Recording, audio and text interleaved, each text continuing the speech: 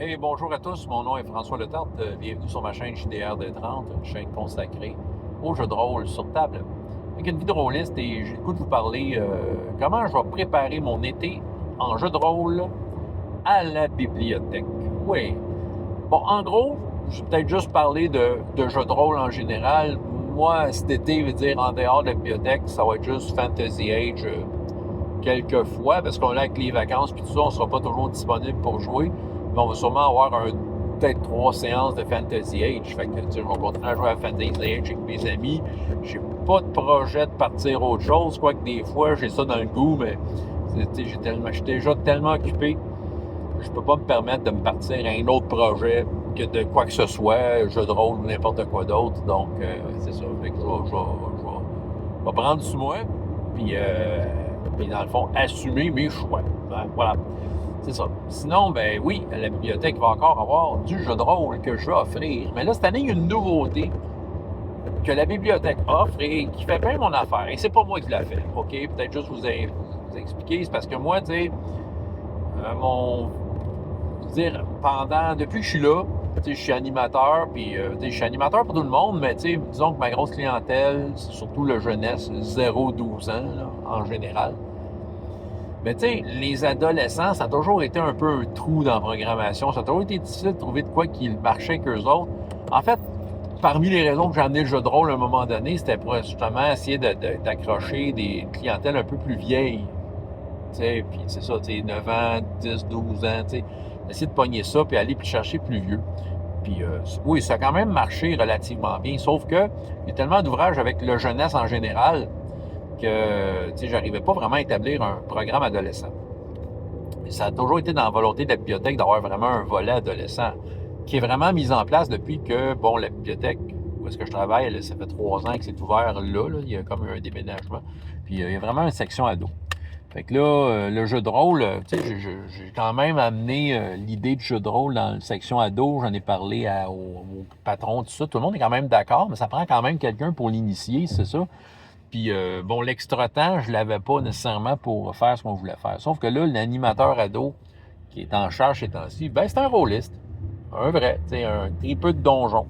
Et là, cette année, pour l'été, il donne 4 fois des samedis. Donjon et Dragon, il invite 20 participants. Fait que, je sais pas comment il a organisé ça, mais tu sais, j'étais content, j'y en ai parlé. J'ai dit, écoute, justement, ça comble un trou que j'arrivais moi-même pas à combler. J'aurais peut-être aimé combler, là, mais c'était pas possible. Ce qui fait que ça me décharge un peu parce que ça m'a. Tu sais, je suis plus comme à essayer de vouloir plaire aux adolescents. C'est plus ma job. Tu sais, j'ai plus cette responsabilité-là.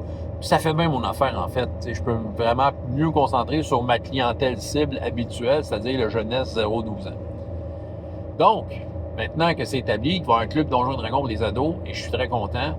Fait que moi, de mon côté, je peux me concentrer sur mes 3 jeux winners, que sont pas mal mes meilleurs jeux depuis des années. OK, finalement. Tranchons et Dragons, pour les plus vieux, 9 ans et plus. Sodalitas, pour les 8 ans et plus. Oui, je fais la différence de 1 an. Mais le 1 an, entre 8-9 ans, je trouve qu'il paraît, moi, vous dire, là. Puis, évidemment, Hero Kids, écoute, je ne veux pas passer à côté des Hero Kids pour du 5 ans et plus. Bon, 5-8 ans, mais des fois, il y a des plus vieux, parce qu'ils aiment ça, Hero Kids. C'est le fun, Hero Kids. Bon. Fait que là, aujourd'hui, j'avais du temps un peu, puis je prépare mes activités, évidemment, pour l'été, qui sont pas juste du jeu de rôle, mais tout plein d'autres activités. Et il y a une thématique, parce que nous autres, la bibliothèque, on fait le club de lecture à chaque année. Bon, c'est le club de lecture d'été TD. C'est, bon, une affaire de banque, là, mais bon, ils sont smart parce qu'ils nous fournissent plein de matériel. Puis ils fournissent une thématique à chaque année. Nous autres, on les suit là-dedans à chaque année. T'sais, comme là, il y a 2 ans, exemple, il y en a un qui était simple, c'était l'espace. Fait que oui, j'avais fait tous mes jeux de rôle un peu dans l'espace. Au lieu de Tranchons et Dragons, c'était Tantan et TIE Fighter, puis c'était Hero Kid Space, puis ça, il y avait comme toute une thématique dans l'espace. Fait que dépendant les années, ben c'est ça. Je vais comme adapter le jeu de rôle. L'année passée, ben il n'y avait pas de thématique tant que ça. Fait que, tu sais, c'était standard. Je pense que j'avais déjà ramené Tranchons et Dragons. Je pense que j'avais droppé Chroniques oubliées mini. Un peu à regret, mais en même temps, je regrette pas parce que, tu sais, tu sais, après avoir essayé bien des fois, le format, il est pas idéal par rapport à la fréquence que je le fais. Et, tu sais, Chroniques oubliées mini, c'est le fun quand c'est régulier en termes de fréquence. terme aussi de participants, que ça soit un peu régulier. Dans tes tranchons et tracons, ben, tu peux t'éclater rien qu'une fois dans ta vie, puis tu vas l'avoir fait. Fait que, là, la thématique, ouais, je dévie, là, mais c'est l'eau. C'est l'océan, les océans, les rivières, les poissons. OK, c'est ça.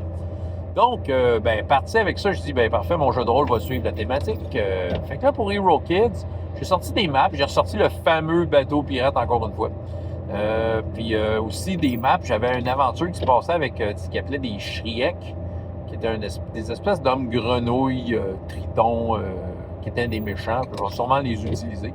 Ça, c'était dans les aventures de Bay Haven, qui se trouve être une tierce partie qui a fait des trucs pour Hero Kids. Il y a une couple de bonnes aventures dans ces trucs. Je vais m'inspirer de ça, je vais partir de ça. Je fais 2 fois du Hero Kids, donc il va y avoir 2 aventures. Une avec le bateau pirate. Là, j'ai décidé de sortir une autre map de bateau que j'avais dans mes affaires, qui est très cool. Je vais la faire imprimer en couleur. Puis là, ça va être vraiment comme poursuite en bateau pirate, puis à l'abordage, puis bon, je vais mettre un enjeu intéressant. Je sais que le bateau pirate, à l'origine, c'est des enfants qui se font enlever. Je vais peut-être ramener ça. Pourquoi pas? J'ai trop trouvé que c'est un enjeu intéressant. Fait que les Hero Kids, on va s'éclater. Thématique, j'ai préparé mes personnages, toutes mes maps à donner à la fin, bon, qui suivent pas nécessairement la thématique, mais ils sont tellement contents d'avoir leur map, mes habitués. Fait que voilà, le retour d'Hero Kids est bien installé. Pour Sodalitas, j'ai trouvé 2 aventures qui avaient quand même une thématique un peu aquatique. Une que c'est carrément un port dans lequel c'est une ville portuaire qui va se faire attaquer par un kraken. Il y a comme... En fait, l'enjeu, la façon qui est faite, ce scénario-là, il est pas pire. C'est en fait, tu as plein d'éléments dans la ville. Il n'y a pas vraiment d'action prise. C'est plus comme on te présente l'endroit, la ville, qui sait quoi. Puis les joueurs ont un peu à récolter leurs informations et monter un plan. C'est ça. Il n'y a pas tant d'adversité en cours de route. Un peu, mais c'est ça. C'est plus comme préparons-nous au pire. Et c'est ça que les joueurs devront faire. Tandis qu'il y a une autre aventure, ça se passe dans un marais. C'est une aventure que j'avais toujours un peu évitée. Mais là, tu sais, étant donné que je me suis dit, je vais me forcer, là, la thématique est là, marécage, il y a de l'eau, bon, c'est ça. Fait que, en le lisant, finalement, c'est pas si pire. Les joueurs commencent perdus dans un marécage, ils n'arrivent pas à trouver la sortie. C'est comme si le marécage était un labyrinthe, puis il y a des gobelins qui peuvent les guider. Mais en échange, il faut que les personnages trouvent un objet. Fait que, il y a tout un beau parcours à faire, plein d'épreuves. Je la trouve bien, finalement. Fait que ça, pour Sodalitas, ça va être bien. Tranchons et Tracons, moi, j'ai ma grosse collection de One Page Dungeon que j'ai fouillé dedans.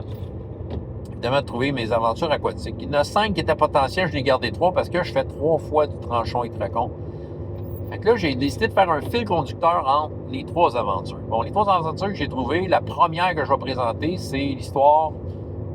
Les joueurs sont avalés par une baleine, puis ils sont dans le ventre de la baleine. Et il y a déjà du monde qui ont été avalés. Il y a des genres de tribus de cannibales et des choses à trouver.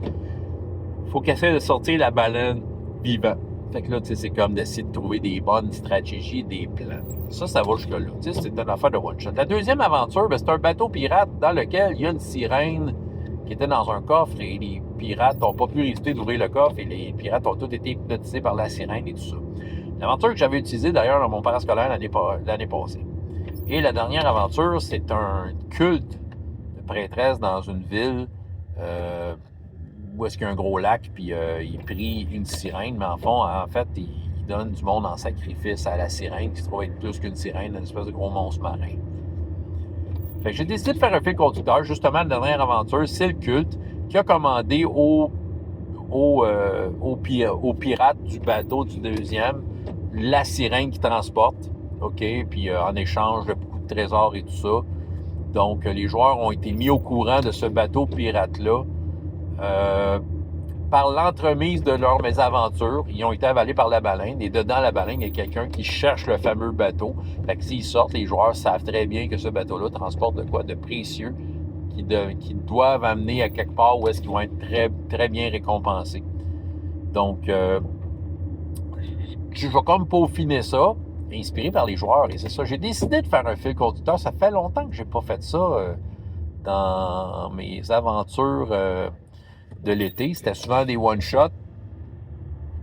Même s'il y a des joueurs qui revenaient, oui, OK, il y avait un certain fil conducteur, mais l'histoire ne se suivait pas nécessairement. C'est juste le retour des joueurs qui donnait un lien.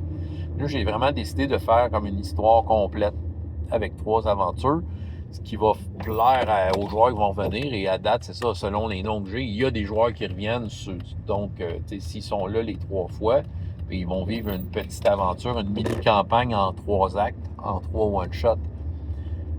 Fait que c'est ça fait longtemps que j'avais pas fait ça. Ça me tentait. Vu qu'on avait une thématique, puis que la thématique était inspirante, ben ça se faisait bien. Ouais.